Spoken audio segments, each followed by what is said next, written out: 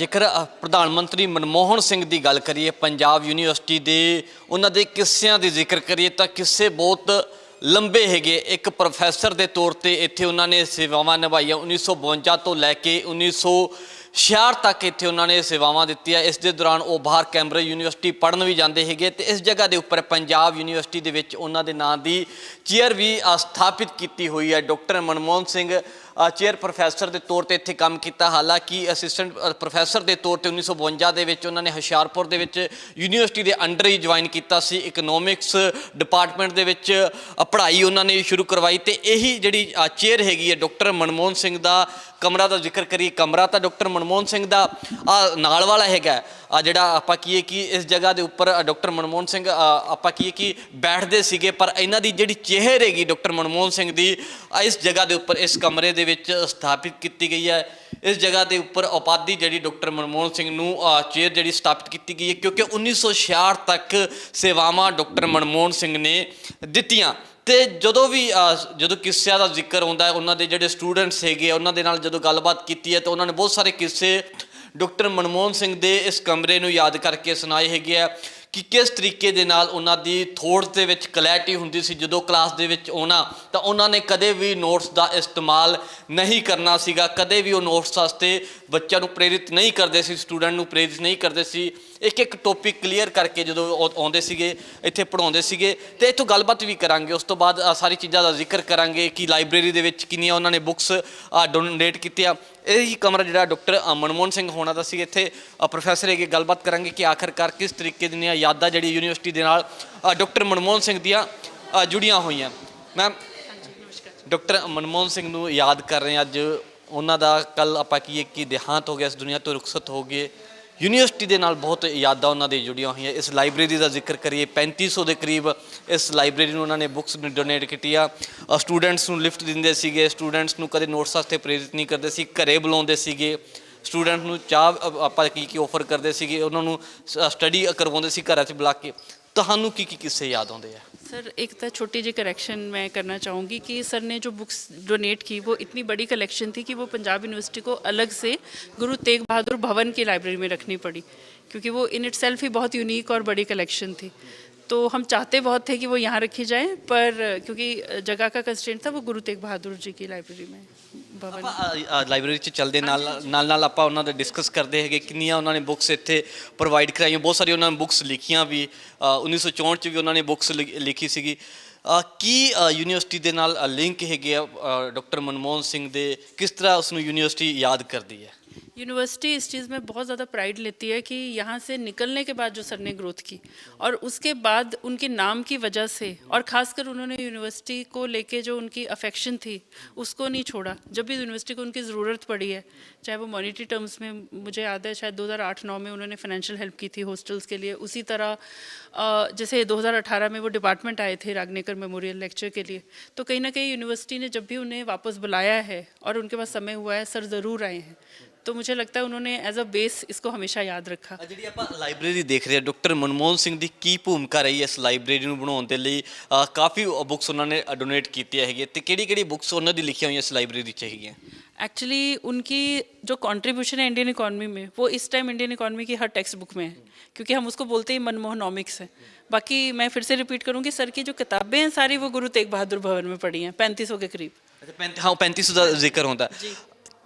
ਕਿਸ ਤਰ੍ਹਾਂ ਦੇ ਟੀਚਰ ਸੀਗੇ, ਕਿਵੇਂ ਪੜ੍ਹਾਉਂਦੇ ਸੀਗੇ, ਕਿਹੜੇ ਕਿੱਸੇ ਤੁਹਾਡੇ ਵੀ ਟੀਚਰ ਹੋਣਗੇ ਜਿਹੜੇ ਆਪਾਂ ਕੀ ਤੁਹਾਨੂੰ ਦੱਸਦੇ ਹੋਣਗੇ ਮਨਮੋਹਨ ਸਿੰਘ ਦੇ ਕਿੱਸੇ? ਡਾਕਟਰ ਸ਼ੇਰਗਿੱਲ ਇੱਥੇ ਹੈਗੇ ਸੀਗੇ। हाँ जी, हमने जब भी सुना अपने टीचर से, उन्होंने बहुत ज़्यादा जब भी प्रोफेसर मनमोहन सिंह की बात की, यही बताया कि वो कितने डाउन टू अर्थ थे और कितने चुप रहते थे, कि वो बहुत ज़्यादा ब्रिलियंट थे, रहते हमेशा चुप थे, पर बिल्कुल एक कहते हैं ना 100 बात की एक बात करते थे। ये पॉइंट बहुत ज़्यादा मुझे याद है। मैं प्रोफेसर वीके गुप्ता की स्टूडेंट रही हूँ जो मनमोहन सिंह सर के स्टूडेंट हैं। शायद उनके क्योंकि सर ने बहुत ज़्यादा लंबे समय तक नहीं पंजाब यूनिवर्सिटी में पढ़ाया, हालांकि वो यहाँ पढ़े, बी और एम ए यहीं से करी है। तो प्रोफेसर वीके गुप्ता बताते थे कि किस तरह वो उनको हॉट पोटैटो कहते थे क्योंकि VK Gupta sir short tempered थे और Manmohan Singh ji by nature composed और शांत रहते थे। तो ये वाली छोटी छोटी लेसन्स हैं जो बच्चे क्लास से लेते हैं जब टीचर उनको कुछ समझाते हैं कि बहुत ज़्यादा बोलने से कोई फ़ायदा नहीं होता, आप कम बोलो और सटीक बात बोलो।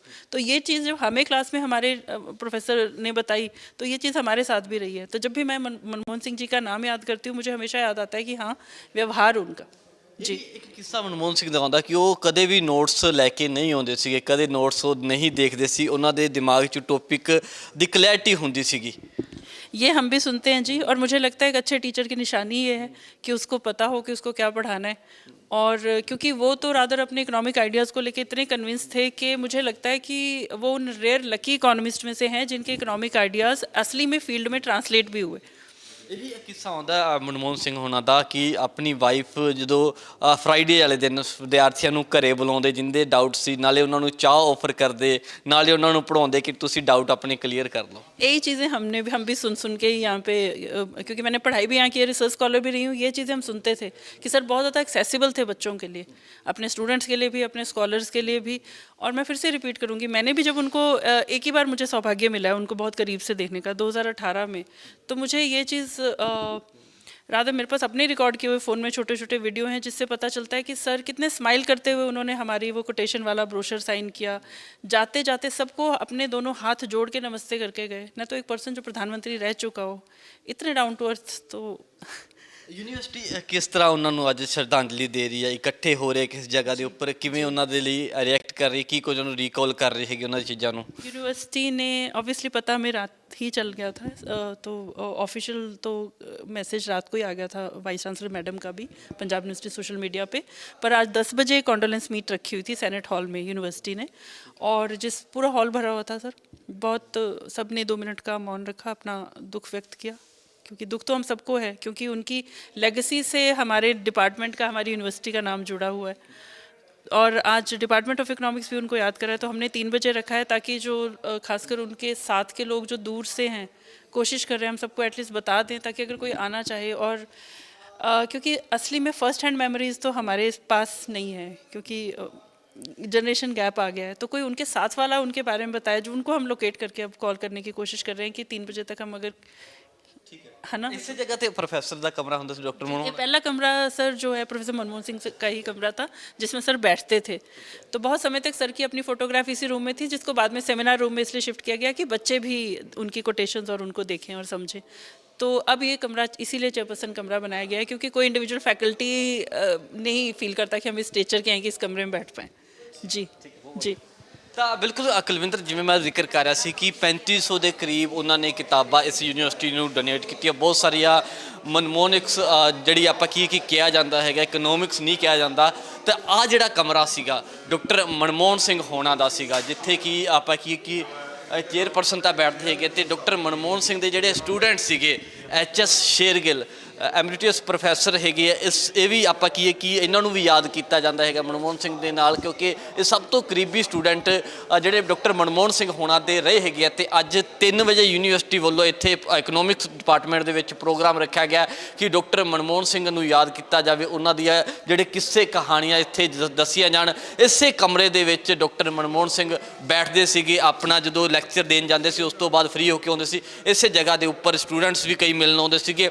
ਹਰੇਕ ਸਟੂਡੈਂਟਸ ਦਾ ਇੱਕ ਸਟੂਡੈਂਟ ਦਾ ਇਕੱਲੇ ਦਾ ਜੇਕਰ ਕੋਈ ਡਾਊਟ ਰਹਿ ਜਾਂਦਾ ਤਾਂ ਫਰਾਈਡੇ ਵਾਲੇ ਦਿਨ, ਜਿਵੇਂ ਆਪਾਂ ਜ਼ਿਕਰ ਕਰ ਰਹੇ ਸੀ, ਸੁਮਿਤਾ ਸ਼ਰਮਾ ਪ੍ਰੋਫੈਸਰ ਹੈ, ਇਹਨਾਂ ਨੇ ਵੀ ਦੱਸਿਆ ਕਿ ਫਰਾਈਡੇ ਵਾਲੇ ਦਿਨ ਘਰੇ ਉਹਨਾਂ ਦੀ ਕਲਾਸ ਲੱਗਦੀ, ਉਹਨਾਂ ਦੀ ਪਤਨੀ ਗੁਰਸ਼ਰਨ ਕੌਰ ਚਾਹ ਬਣਾਉਂਦੀ ਤੇ ਨਾਲ ਦੀ ਨਾਲ ਵਿਦਿਆਰਥੀਆਂ ਨੂੰ ਪੜ੍ਹਾਉਂਦੇ। ਡਾਕਟਰ ਮਨਮੋਹਨ ਸਿੰਘ ਤਾਂ ਬਹੁਤ ਕਲੈਰਿਟੀ ਰੱਖਦੇ ਸੀ, ਜਿਵੇਂ ਤੁਸੀਂ ਪ੍ਰੋਫੈਸਰ ਦਾ ਜ਼ਿਕਰ ਕੀਤਾ ਕਿ ਬੜਾ ਪਿਆਰ ਸੀ ਉਹਨਾਂ ਨੇ ਪ੍ਰੋਫੈਸਰ ਨੇ ਉਹਨਾਂ ਨੂੰ ਪ੍ਰੇਰਿਤ ਕੀਤਾ ਸੀ, ਕਿਉਂਕਿ ਹੁਸ਼ਿਆਰਪੁਰ ਉਹਨਾਂ ਨੇ ਜੁਆਇਨ ਕੀਤਾ। ਉਸ ਤੋਂ ਬਾਅਦ ਹਾਇਰ ਸਟੱਡੀ ਦੇ ਲਈ ਉਹ ਕੈਂਬਰਿਜ ਜਾਂਦੇ ਹੈਗੇ, ਕੈਂਬਰਿਜ ਜਾ ਕੇ ਆਪਣੀ ਹਾਇਰ ਸਟੱਡੀ ਕਰਦੇ ਹੈਗੇ। ਉਸ ਤੋਂ ਬਾਅਦ ਹਾਇਰ ਸਟੱਡੀ ਕਰਕੇ ਡੀਫਿਲ ਜਦੋਂ ਉਹਨਾਂ ਨੇ ਕੈਂਬਰਿਜ ਤੋਂ ਕੀਤੀ, ਹਾਲਾਂਕਿ ਆਕਸਫੋਰਡ ਵੀ ਬਾਅਦ ਦੇ ਵਿੱਚ ਜਾਂਦੇ ਹੈਗੇ, ਪਰ ਉਸੇ ਦੇ ਦੌਰਾਨ ਜਦੋਂ ਕੈਂਬਰਿਜ ਜਾਂਦੇ ਉਸ ਤੋਂ ਬਾਅਦ ਫਿਰ ਯੂਨੀਵਰਸਿਟੀ ਦੇ ਵਿੱਚ ਐਜ਼ ਏ ਪ੍ਰੋਪਰ, ਕਿਉਂਕਿ ਐਸੋਸੀਏਟ ਪ੍ਰੋਫੈਸਰ ਸੀ, ਉਸ ਤੋਂ ਬਾਅਦ ਪ੍ਰੋਫੈਸਰ ਦਾ ਜਿਹੜਾ ਉਹਨਾਂ ਨੂੰ ਇੱਥੇ ਅਹੁਦਾ ਮਿਲਦਾ ਹੈਗਾ ਤੇ ਇਸ ਕਮਰੇ ਦੇ ਵਿੱਚ, ਇਸੇ ਕਮਰੇ ਦੇ ਵਿੱਚ ਉਹ ਬੈਠਦੇ ਸੀਗੇ ਪ੍ਰੋਫੈਸਰ ਮਨਮੋਹਨ ਸਿੰਘ। ਇਸ ਕਮਰੇ ਦੇ ਵਿੱਚ ਆ ਕੇ, ਹਾਲਾਂਕਿ ਦੂਸਰੇ ਨਾਲ ਵਾਲੇ ਕਮਰੇ ਦੇ ਵਿੱਚ ਉਹਨਾਂ ਦੀ ਚੇਅਰ ਜ਼ਰੂਰ ਸਥਾਪਿਤ ਕੀਤੀ ਗਈ, ਕਲੈਰਿਟੀ ਥੋਟਸ ਦੀ ਬਿਲਕੁਲ ਹੁੰਦੀ ਸੀਗੀ ਉਹਨਾਂ ਦੇ ਵਿੱਚ, ਕਿਉਂਕਿ ਕਦੇ ਨੋਟਸ ਦਾ ਇਸਤੇਮਾਲ ਉਹਨਾਂ ਨੇ ਨਹੀਂ ਕੀਤਾ ਸੀ। ਵਿਦਿਆਰਥੀ ਕੋਈ ਵੀ ਉਹਨਾਂ ਦੇ ਜਿਹੜਾ ਲੈਕਚਰ ਹੁੰਦਾ ਸੀ ਕੋਈ ਵੀ ਮਿਸ ਨਹੀਂ ਕਰਨਾ ਚਾਹੁੰਦਾ ਸੀ। ਹਾਲਾਂਕਿ ਇੱਕ ਚੰਗੇ ਪ੍ਰੋਫੈਸਰ ਹੋਣ ਦੇ ਨਾਲ ਨਾਲ ਇੱਕ ਬਹੁਤ ਚੰਗੇ ਇਨਸਾਨ ਸੀਗੇ। ਕੋਈ ਵੀ ਵਿਦਿਆਰਥੀ ਮੋੜ ਤੇ ਖੜਾ ਹੁੰਦਾ, ਕੋਈ ਬੱਸ ਦੀ ਉਡੀਕ ਕਰ ਰਿਹਾ ਹੁੰਦਾ, ਕੋਈ ਆਪਣੇ ਰਿਕਸ਼ਾ ਦੀ ਉਡੀਕ ਕਰ ਰਿਹਾ ਹੁੰਦਾ, ਤਾਂ ਡਾਕਟਰ ਮਨਮੋਹਨ ਸਿੰਘ ਉਹਨਾਂ ਨੂੰ ਲਿਫਟ ਆਫਰ ਕਰ ਦਿੰਦੇ, ਉਹਨਾਂ ਨੂੰ ਘਰ ਦੇ ਵਿੱਚ ਡ੍ਰੌਪ ਕਰਦੇ। ਆ ਸਾਰੇ ਕਿੱਸੇ ਡਾਕਟਰ ਮਨਮੋਹਨ ਸਿੰਘ ਦੇ ਨਾਲ ਜੁੜੇ ਹੈ। ਚੰਡੀਗੜ੍ਹ ਦੇ ਨਾਲ ਇੰਨਾ ਲਗਾਵ ਸੀਗਾ ਕਿ ਉਹਨਾਂ ਨੇ ਚੰਡੀਗੜ੍ਹ ਦੇ ਵਿੱਚ ਆਪਣਾ ਇੱਕ ਘਰ ਵੀ ਖਰੀਦਿਆ। ਸੈਕਟਰ 11 ਦੇ ਵਿੱਚ ਉਹਨਾਂ ਨੇ ਚੰਡੀਗੜ੍ਹ ਦੇ ਵਿੱਚ ਆਪਣਾ ਘਰ ਬਣਾਇਆ, ਕਿਉਂਕਿ ਬਹੁਤ ਨੇੜਤਾ ਸੀਗੀ ਚੰਡੀਗੜ੍ਹ ਦੇ ਨਾਲ ਉਹਨਾਂ ਦੀ, ਡਾਕਟਰ ਮਨਮੋਹਨ ਸਿੰਘ ਦੀ। ਇਸ ਕਰਕੇ ਕਿਉਂਕਿ ਯਾਦ ਜਦੋਂ ਇੱਥੇ ਯੂਨੀਵਰਸਿਟੀ ਦੇ ਵਿੱਚ ਆਉਂਦੇ, ਹਮੇਸ਼ਾ ਆਪਣੇ ਪੁਰਾਣੇ ਦਿਨਾਂ ਨੂੰ ਯਾਦ ਕਰਦੇ। ਇੱਕ ਅੰਮ੍ਰਿਤਸਰ ਦਾ ਹਿੰਦੂ ਕਾਲਜ ਤੇ ਇੱਕ ਜਿਹੜੀ ਆਪਾਂ ਕੀ ਚੰਡੀਗੜ੍ਹ ਦੇ ਵਿੱਚ ਪੰਜਾਬ ਯੂਨੀਵਰਸਿਟੀ, ਕਿੱਸੇ ਬਹੁਤ ਸਾਰੇ ਜੁੜੇ। ਤੇ ਹਮੇਸ਼ਾ ਡਾਕਟਰ ਮਨਮੋਹਨ ਸਿੰਘ ਜ਼ਿਕਰ ਕਰਦੇ ਕਿ ਜੇਕਰ ਉਹ ਇਸ ਜਗ੍ਹਾ ਤੇ ਪਹੁੰਚੇ ਤਾਂ ਅਸੀਂ ਯੂਨੀਵਰਸਿਟੀ ਦੀ ਬਦੌਲਤ ਜਾਂ ਹਿੰਦੂ ਕਾਲਜ ਦੀ ਬਦੌਲਤ।